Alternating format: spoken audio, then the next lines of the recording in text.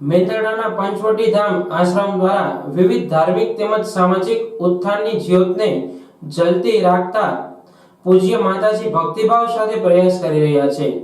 મેંદરડાના Ambala road પર મધુવંતી નદીના કિનારે અતિ પ્રાચીન કરોડિયા હનુમાનજીનું મંદિર આવેલું છે। આ પંચવટી આશ્રમના મહંત શ્રી પૂજ્ય માતાજી ગુરુ શ્રી અવધ બિહારી દાસજી દ્વારા શ્રાવણ માસના પવિત્ર તહેવારમાં વિવિધ ધાર્મિક ઉત્સવ કાર્યક્રમના આયોજન કરવામાં આવે છે, જ્યાં ભજન, ભોજન અને ભક્તિનો ત્રિવેણી સંગમ જોવા મળે છે। પૂજ્ય માતાજી દ્વારા શ્રીમદ ભાગવત સપ્તાહ, શ્રી રામ કથા અને દેવી ભાગવત પોતાના વ્યાસને બિરાજી વક્તા તરીકે લોક કલ્યાણના અર્થે જ્ઞાન યજ્ઞમાં આહુતિ આપી રહ્યા છે। માતાજી વિશે જાણવા મળતી વિગત મુજબ પૂજ્ય માતાજીની ઉંમર 23 વર્ષ છે। તેણીએ 14 વર્ષની ઉંમરથી દીક્ષા લઈ લીધી છે, જેમના ગુરુ મેંદરડાના માલણકા ડેમ પાસે આવેલ ખોખી હનુમાનના મહંત હતા। તેમણે 1 વર્ષ પહેલા 108 કુંડી યજ્ઞ પણ કરેલો, જેમાં સાધુ સંતો મહંતોએ હાજરી આપી હતી। આ ઉપરાંત માતાજીએ હરિદ્વાર પણ એક ભાગવત સપ્તાહ કરેલી છે। આ આશ્રમ મધુવંતી નદીના કિનારે આવેલો હોય વર્ષા ઋતુમાં આ વિસ્તારની પ્રકૃતિ સોળે કળાએ ખીલી રહી હોવાથી પશુ પક્ષીઓનો કલરવ અને માનવ ખલેલ વગર નીરવ અને પ્રફુલ્લિત વાતાવરણમાં મનને આનંદિત કરે તેવું સુંદર અને રમણીય સ્થળ પંચવટી કરોડિયા હનુમાનનું પૌરાણિક ધામ છે। મેંદરડાના આ પવિત્ર આશ્રમની એકવાર દર્શન કરવા જવું એ જીવનની ધન્ય ઘડી સમાન બની રહેશે। શ્રી પંચવટી ધામ આશ્રમ કરોડિયા હનુમાનજીનું આ પવિત્ર 450-500 વર્ષ પુરાનું પ્રાચીન સ્થાન અને એ સાનિધ્યમાં સદગુરુ શ્રી અવધ બિહારી દાસ બાપુ,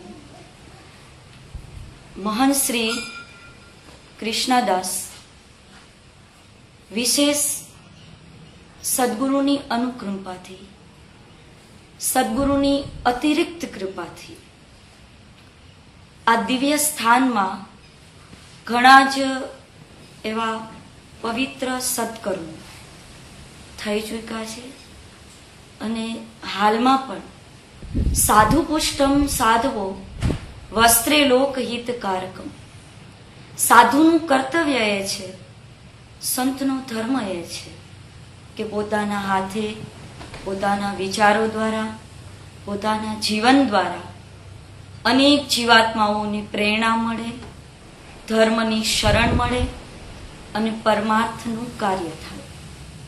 વર્ષમાં અહીંયા મહાશિવરાત્રી, હનુમાન જયંતિ અને ગુરુ પૂર્ણિમા એવા પવિત્ર 3-4 વિશેષ આયોજનો દ્વારા મનુષ્ય આત્માને તૃપ્તિ થાય એ માટે સત્સંગ, ભજન અને ભોજન ત્રણેયથી બને એટલી પારમાર્થિક સેવા ગુરુ કૃપાથી કરું છું।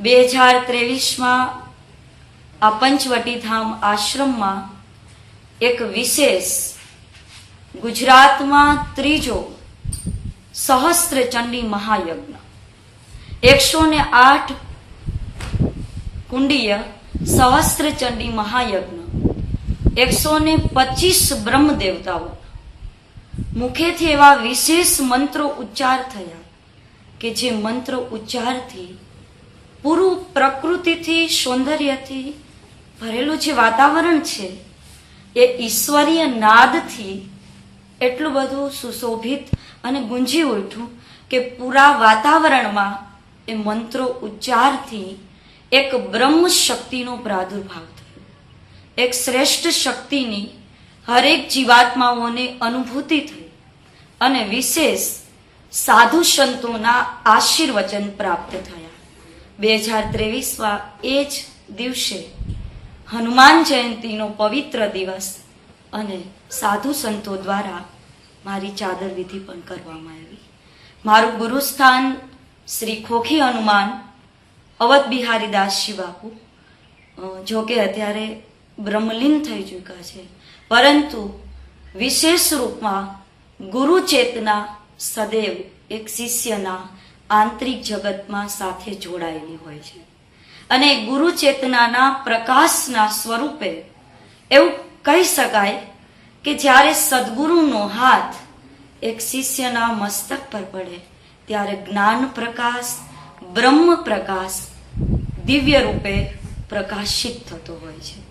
ગુરુ કૃપાના આશીર્વાદ રૂપે શિવ મહાપુરાણ, શ્રી રામ કથા, શ્રીમદ ભાગવત કથા અને દેવી ભાગવત કથાનું રસપાન વ્યાસપીઠ પર બેસીને પ્રભુ કૃપાથી જે કંઈ પરમાત્માની પ્રેરણા પ્રાપ્ત થઈ છે એ રસપાન કરાવું છું અને 7 વર્ષે નૈષ્ઠિક બ્રહ્મચર્યની દીક્ષા મેં ધારણ કરેલી.